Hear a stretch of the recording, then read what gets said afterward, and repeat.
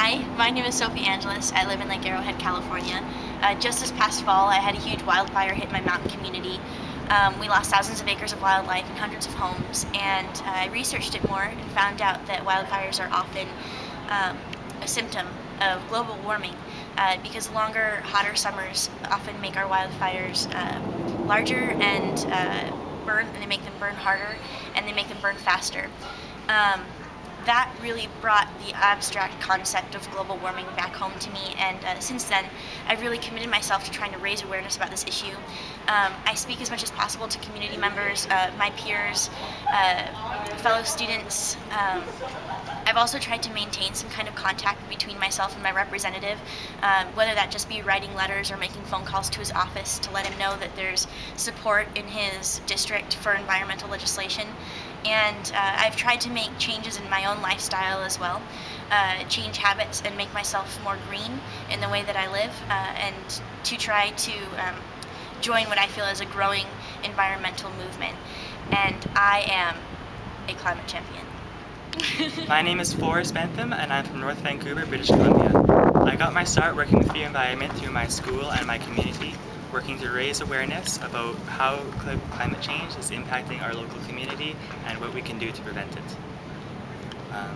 As a youth growing up in the 21st century, I have the advantage of growing up learning about climate change, so it's always been something I've known about. To me, working to prevent climate change and raise awareness has been almost as easy as learning to walk. And I'm an international climate change champion. Salutations, everybody. My name is Aliya and I'm from Los Angeles, California. After taking environmental science and figuring out how humans are affecting the planet, I realized that I was living unsustainably. I was brushing my teeth while running the water, I was buying excessive goods even though I didn't need it, and doing anything else you could think of that was unenvironmentally friendly. So from what I learned, as a result, I realized that from my unsustainable living, that I was increasing carbon dioxide in the air, I was degrading the planet, and leaving it worse for my grandchildren. And I don't want to be known as Aliya, destroyer of the planet. I want to be known as Aliya, the nice one who left the planet better for her grandchildren, like my grandmother left for me. And so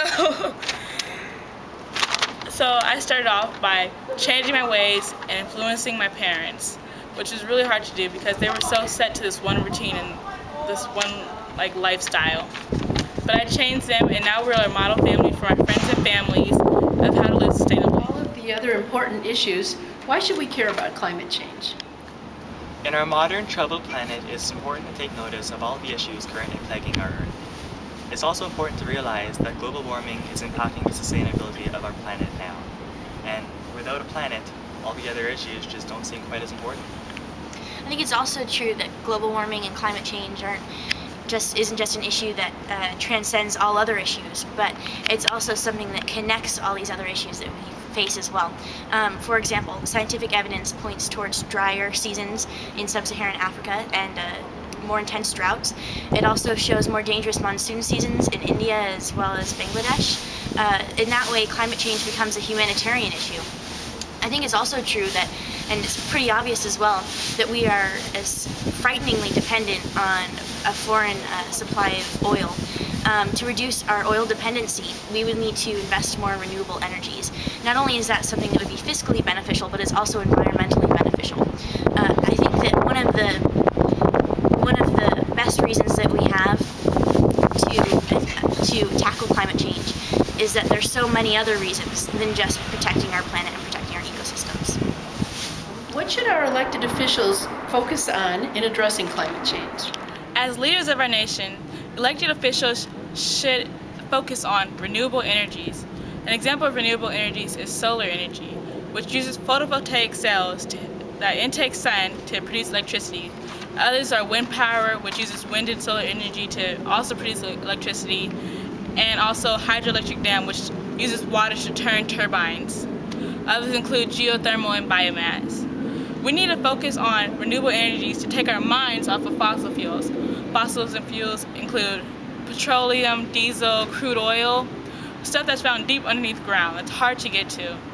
Fossil fuels are hazardous to our planet because they're in limited supply but in high demand. They also emit carbon dioxide, which adds to global warming. So I know you're thinking, if renewable energy is so great, why don't we use it all the time? Well, we don't use renewable energy because there's a lack of funding. So what the elected officials need to do is increase funding and subsidize renewable energy so that future generations can use renewable energies, and invest in research so that they'll be more proficient and efficient so that our future generation is okay. How can young people have a positive influence on the issue of climate change? Today's youth have a tremendous advantage of having an unparalleled social network in which they can reach people in all stages and walks of life. Today's youth have a power and a passion to lead the global assault on climate change, and the will to help others and themselves be more carbon friendly. I know we need to face up to this crisis, but I don't know where to start. What do you suggest? In the TED Talks that happened earlier this year, a speaker said something that really stuck with me. He said that even though the challenge of climate change is a big one, we need to make sure that optimism isn't just a mindset. It needs to be more than that. It needs to be a behavior.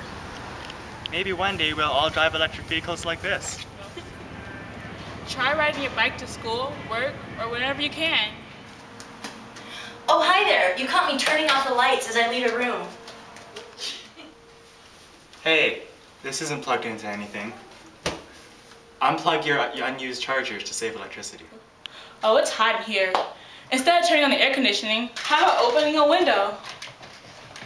Turn off the thermostat when you don't really need it. When brushing your teeth, make sure you turn off the water. Wait! Don't throw that in the trash can. That's recyclable. Hemp products are better for the environment. Looking good. Thanks, Forrest.